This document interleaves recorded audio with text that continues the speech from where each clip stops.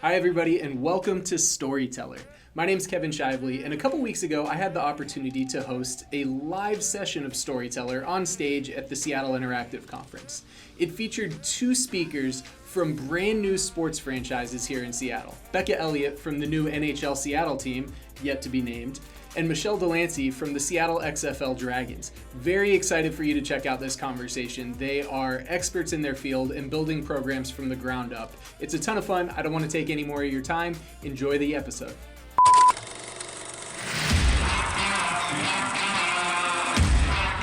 I'm going to show you some of the best things going on right now.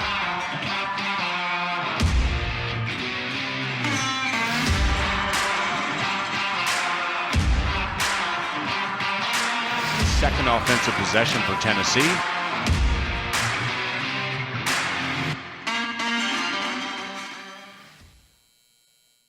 One more time, as Seattle sports fans all in the room, let's give it up for our two newest sports franchises here. So without stealing too much of your thunder, I would love to start just by having each of you talk a little bit about your background, how you ended up where you are, and what you're excited about with the teams. Becca, let's start with you. Tell us a little bit about your background, where you're from, what you did, and what you're doing now. Yeah, for sure. So I'm Becca Elliott. I'm the Director of Digital and Fan Experience for NHL Seattle. I'm originally a Southerner, so if you hear me drop a y'all, that's what that is. I grew up in Virginia and Georgia, and then went to the University of Georgia for college. You'll also hear me talk about Georgia football inevitably at some point today. But graduated with a degree in strategic intelligence and defense, which is a conversation for another day that has nothing to do with what I do now. But weirdly enough, that landed me in tech right away. I ended up in tech startup as my first job, and I have never left until making the pivot into sports, and have always been on the fan or customer experience side of the business. So whether that was sales, or then moving into sales management and strategy, and then into solutions architecture, and then very naturally into product and product development. And then now obviously focused on the fan experience, especially fan technology, and how those two worlds will intersect. So it's been an interesting arc so far. Awesome, you made a few pivots. Yes. Okay, and Michelle, how about you? I'm Michelle Delancy. I am here from Seattle. I went to Washington State University, go Cougs. And I had an internship out of Wazoo with Seafair as an events and operations intern, and had the opportunity to get a job straight out of an internship, which, as I give people informational interviews, I always say the internships do really work. I took a job with Virginia Mason Medical Center as a development coordinator, and was there with them for 17 years, overseeing marketing, their sports marketing sponsorship. So they were the official healthcare partner of all of the professional sports teams for quite a while. And then we took on a Boeing Classic, which was the PGA Tour Champions event. It started in 2005, and I had the opportunity of starting that event with a great group and community here in Seattle. I was with the Medical Center for 17 years and oversaw the Boeing Classic for 13 years, and left in 2016. Had the opportunity to work for an experiential marketing agency in the area, working with some great brands and sponsors and a group of people, and then had just started with the XFL Dragons this past summer at the end of July. Things are moving very quickly, but it's been a great opportunity to work on the team side and to be able to jump in right at a startup. Nice, that's fantastic. John Daly once made me hold his cigarette while he used a porta potty at the Boeing Classic. So yeah, fantastic. All right. Classy John, right? Yeah, always, always. He had great pants on. Yeah. Becca, you were a director of product at Liquid Planner for a long time, software company here in Seattle. And honestly, I think that's going to be a superpower that you bring to the sports world. We're seeing a little bit more of that, but not a ton. Why do you think this background is going to be something that kind of powers the team and powers what you're doing at NHL Seattle? Sure, I'm glad you think that. We'll see how the sports community feels about that. I do agree. I think it has been a really interesting time. I actually originally started just helping the team sort of for free a couple days a week, would go over to the office to talk about technology and how that will affect change in the fan experience, and asking a lot of questions. If there are any product managers in the audience, or if you work with product managers, you know that we can be sort of annoying in how many questions we ask. But that has been a precedent that we have immediately set at NHL Seattle, is we have a blank slate, which I'm sure we'll talk about today, but we have the ability to question every single thing that a fan does and how they interact with us as a team. And from a product perspective, it's amazing. And I sit in every meeting and every decision we make, the question I always ask is, why are we doing it that way? And the reason other teams do it that way isn't good enough. And so that's been something that culturally we've taken on. But as a product manager, I've been able to really stay true to that part of what I believe about great technology and great work, is that we should always be asking, can it be better? And what is that basis for why we're making that decision? And I hope that we will continue in that direction as a team in every aspect, not just in technology, but asking, is this the best thing for the fans? Is this going to help their experience? And so far, that has absolutely rung true. That's great. I think one of the things that I've noticed of product managers I've worked with over the years is the focus on unification is huge. So that's something that the sports world needs. So I'm excited to see what you can do with that. Michelle, on the flip side, you've got a tenured career in the sponsorship and sports event and athlete management space. What have you noticed is different on the team side as you're building this program from scratch than what you were used to?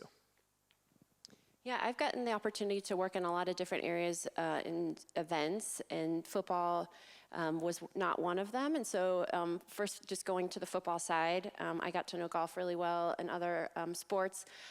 So I think the startup piece of this is that it's something different. It's different to Seattle while it still is football. It's not competing with the NFL. It's not trying to be the Seattle Seahawks. It's creating a new opportunity for sports fans in Seattle to be able to come out and enjoy a new team in a time where there's not a lot going on. So our season will start in February and go through the end of April. And that's kind of a lull in the Seattle sports right now until hockey picks up in a couple years. And so for me, the opportunity to be able to just start something in a city that I love with the great fans that we have, as well as work with a really great team. Coach Zorn, Jim Zorn is our coach, a great Seattle legend, has built an awesome football side. And then Ryan Gustafson is the team president, has built a team in the front office that has a lot of really great experience that's from the Seattle area or recently moved here to work with the team.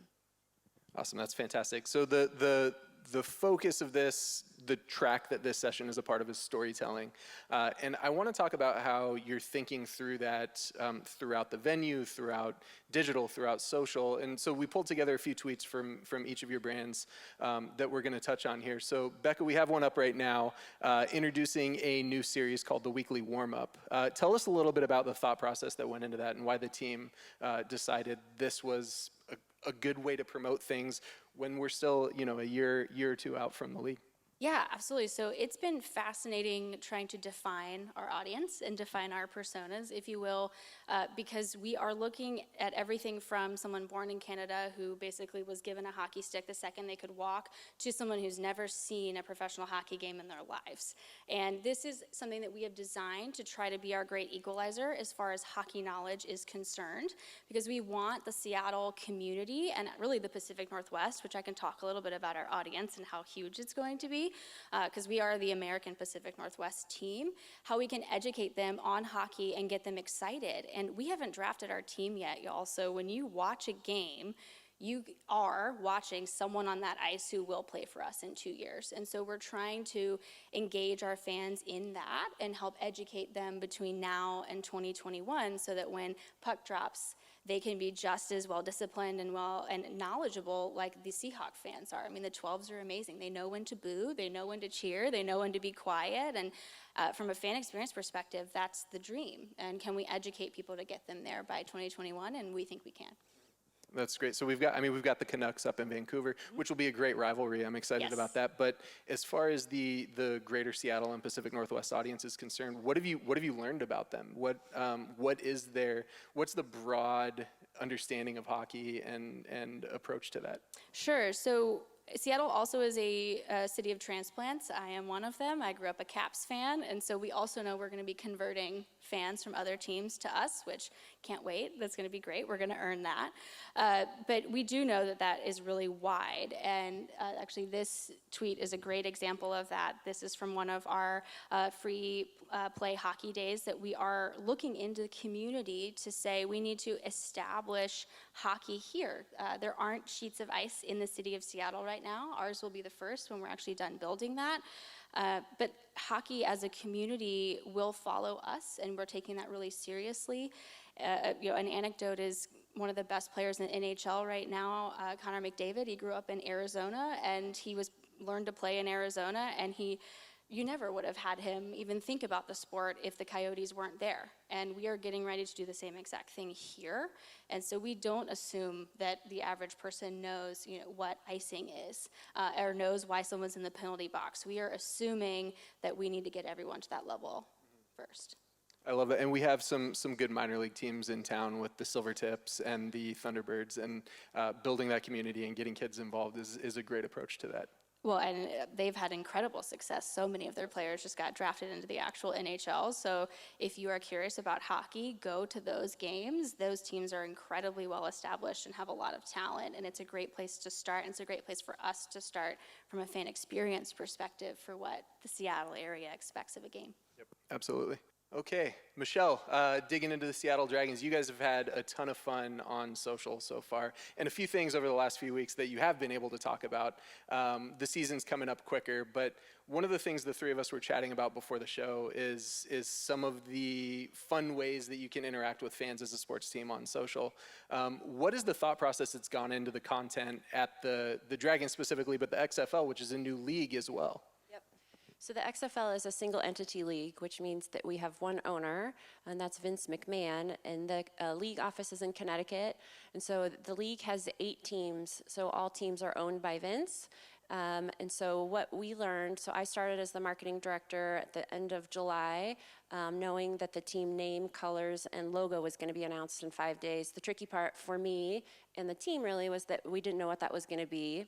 And we were going to see it announced when everybody else did. So it made it tricky as the marketing person to try to get that awareness out there and by the media or whatever else that we were going to do without really seeing what that was going to look like. And so the league has hired a couple agencies as they prepared over the last year or so to really take a look at who the teams are, which cities that they're in, and the names. And so the Seattle team or any of the other teams didn't have any say in the team names, colors, logos, or anything. And so we all learned at the same time. And so when you're called the Seattle Dragons, then you just kind of take it and run with it and be as creative as you can. And so we have an awesome content team that has been very creative with different ways that we can use Dragons. We did have a team name. We didn't have any players. We didn't have our schedule. We didn't have our tickets on sale, but what is the content that we can talk about? And so they've just been creative on being able to use different graphics, use digital. We did a mural.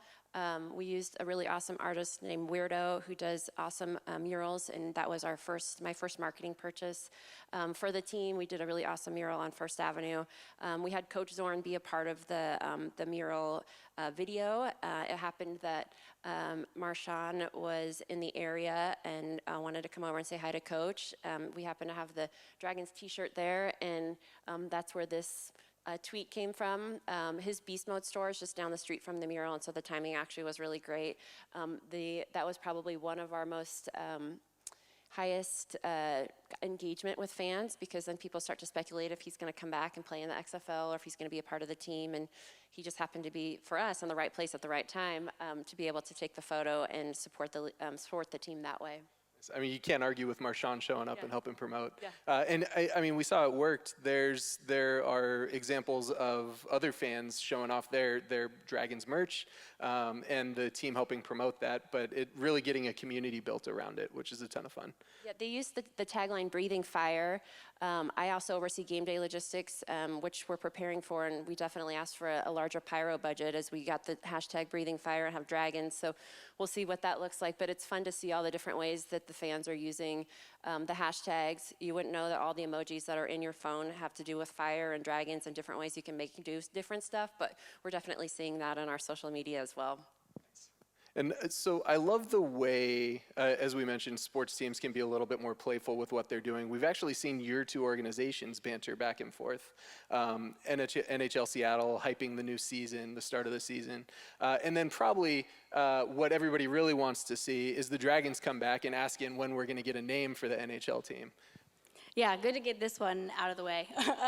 So this is a question that I get double digits every day, which is a wonderful reminder for how much people are excited about us, and I think grounds us every day and reminds us in what we're doing and how great it is. We have 2 years before we're playing, so we have a little bit of runway, which means we've put the pressure on ourselves to do this correctly, to do this right, to take our time, to really pour through every brand idea that we have. How can we actually bring that all the way to fruition? So our timeline right now is early 2020. We are sticking to that, and we have narrowed down, but we have not decided. I don't want to know until pretty close to announcement, because I don't want to have that sitting on me.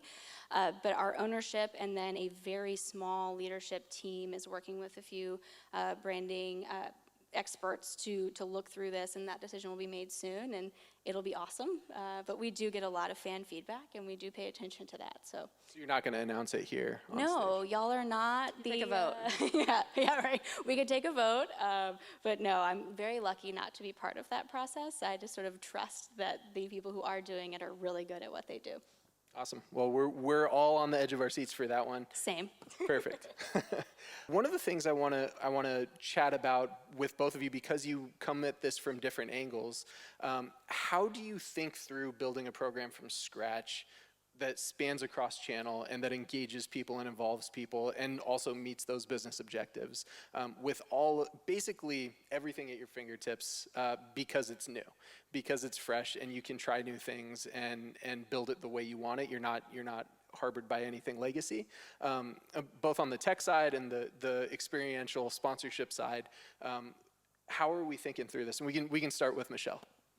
Yeah, so the tricky part of a startup as a marketing person is you don't have a lot of assets, so I can't show you any pictures of players or plays or videos from last year because there wasn't a last year. And so right now, as I build a marketing campaign for our tickets to be on sale or to release our schedule, then we really just kind of look at trying to get out to our audience and who that is. So we have our season tickets deposits in. Not quite to the extent of the NHL, but we do have a great following so far. And so looking to see where are those people actually coming from, as well as what is the story that we're trying to tell. And so right now it's family, fun, and affordable. It's using Coach Zorn as a great asset to the team and being able to have that as a recognizable name and face. And then just really showing the ticket sales and the excitement that we are playing in CenturyLink Field, that we're playing with a great group of players, though we finished our draft yesterday, so that the players names have now been released or chosen. And so then it's just taking all those pieces and really looking at the opportunities that we have with a limited budget. So for me, I don't have really large budgets, but we have a really large city. So what's the best way to do that? And it's not necessarily just buying TV commercials, because most of you fast forward them or record them and pass through them.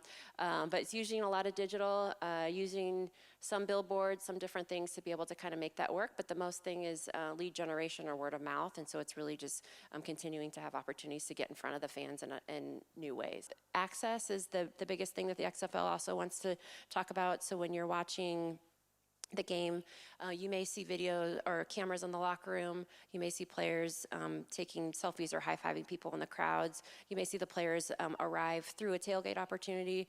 And so the XFL is really big on access and the entertainment piece. And so that will be something that the players will get used to, and I think that the fans will really enjoy as well.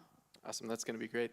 So, and Becca, your focus is much more on the tech enablement side. So talk about how you think through that, the cross-channel experience and the storytelling that needs to be powered by all this stuff. For sure. So this is actually why I moved over into sports, because as a product or as a technologist, I have never had the opportunity to work with a completely blank slate. I've always been working on a product that exists or behavior that I'm trying to change. And we are thinking about the fan experience in the way that we get to define what it is. It's going to be a brand new building that no one will have ever been inside, a brand new sport in a brand new city, and all of those pieces lead us to this incredible creative opportunity and also technical opportunity to rethink every single thing, whether it is parking or how you buy food or how you buy a ticket or how you find out how long the restroom wait line is, or even sitting on your sofa, how you engage with us from a content perspective. That is why I made this move, because we aren't fighting whenever I go to a game, I get my beer at this one location and then I walk to my seat this way and then I always get a hot dog from this stand. I don't have to break those habits, which is amazing as a product manager. I don't have to fight that. Now, conversely, whatever is most exciting is also the most terrifying, because that is a massive job, and we're looking to solve a lot of problems, which is a big undertaking from a technological perspective, but there's nothing but opportunity there in our eyes, and we think about that every day. So we got a great question up here I want to get to in a second, but really quickly, what is one of the biggest problems that you didn't anticipate that keeps you up at night? Yeah, so I think I've been in Seattle for 5 years now. I was only in Key Arena one time in the time that I was here, and it was not great. And we are getting a brand new arena, so the Key Arena issues will not be there. But I think for me, the amount I talk about parking and traffic and the way I'm going to move people and how we're thinking about that has sort of blown my mind. I take public transit sometimes, but I'm by no means an expert. And we brought in our VP of Transportation, actually used to be on City Council. He is a transportation guru. You can ask him any question. I want to go from this place to this place, and he knows the exact bus route, what stop you're going to get off, what time the bus gets there. It's incredible. So working with him, he is really thinking about how we're going to move these 17,000, 18,000 people in and out of the building constantly, and how I, from a technology perspective, can make that easy. And a good example is, and Michelle's heard this before, is we're thinking about where we assign your parking space, and that should be in the lot that's closest to the highway that you need to get to when you're leaving, not where you're coming from, because exit is when everyone's leaving at the same time. So if you need to go get on I-5, we need to put you in the lot that's closest to that. If you need to get on 99, we need to put you in that lot, which sounds like a simple solution, but that's a massive technical undertaking. And while that sounds like a simple idea, when you go to a game now, people just go to the arena and then start to spiral outward looking for parking, and that's not what we want to happen. We want to direct people in what is the best option for them, whether they're walking, taking the bus, or driving themselves. We're thinking about that every day. So I feel like I know a lot about transit options now, which is a new forte for me.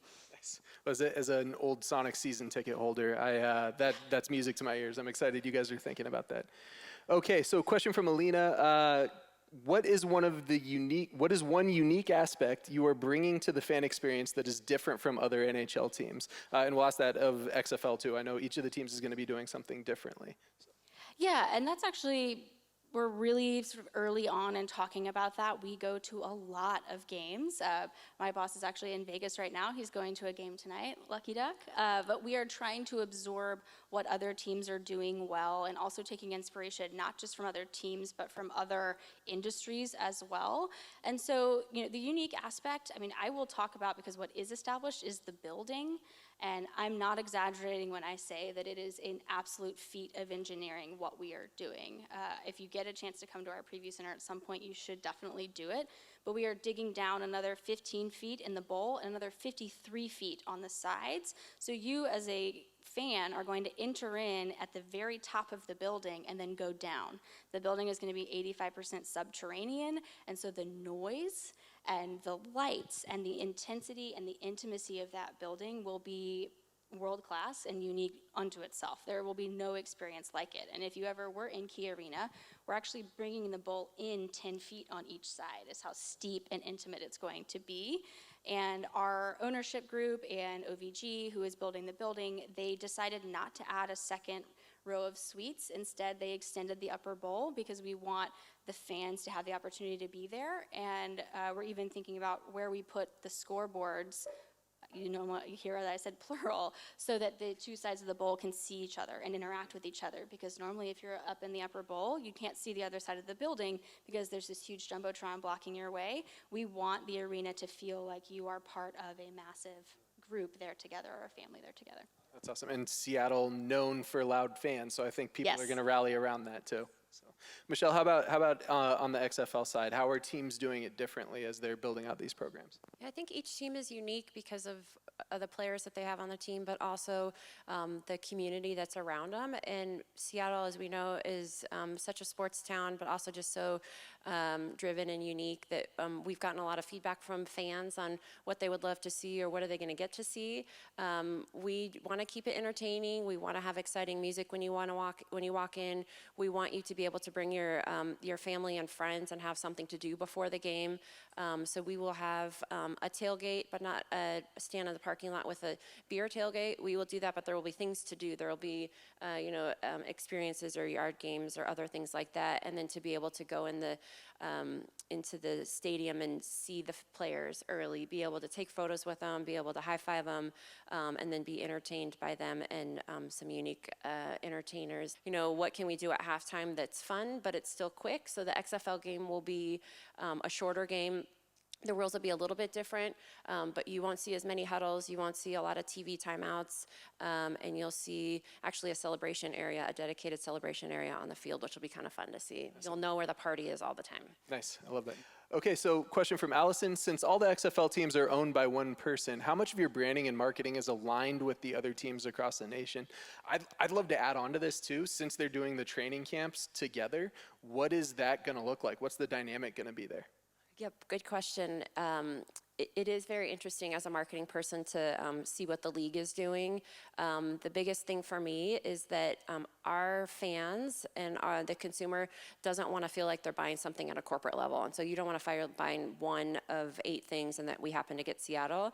And so my goal and my job is to make that feel like it's Seattle. So our marketing campaign that's coming out will have Coach Zorn on it. We'll have Century League Field on it. We'll start to have our players, and it won't just have our logo to then see that all of the other teams have the exact same marketing piece with the logos. And so that's been my biggest push as somebody that's from Seattle and knows what we hold on to, what we swipe for, what we won't pay attention to. And I've learned that from a lot of my colleagues at the other sports teams too. And so you'll see that it still has a Seattle touch to it. And it's something that I push the league back every day. A lot of times I've actually just gone out on my own with their permission to take something and do that in-house rather than their kind of agency, is to be able to have us have a different look than maybe what Dallas or Houston or LA is having. Awesome, that's great. Okay, I want to ask one quick question that kind of resets the context here. Why is fan engagement so important to a sports team? So just taking it back to the high level, why is this such a critical piece of what you're doing? And I think we're out of time, so we're actually going to end on this one.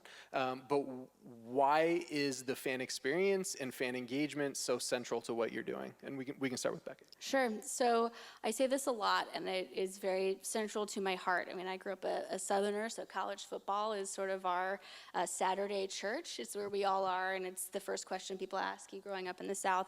But sports are the great equalizer. They are the community builder that any city can actually unify in. It doesn't matter gender, age, socioeconomic status, race, religion. When you're in an arena or you're watching on TV with your fans in the t-shirts at a bar, it doesn't matter where you are. You all have a common goal and experience in that moment.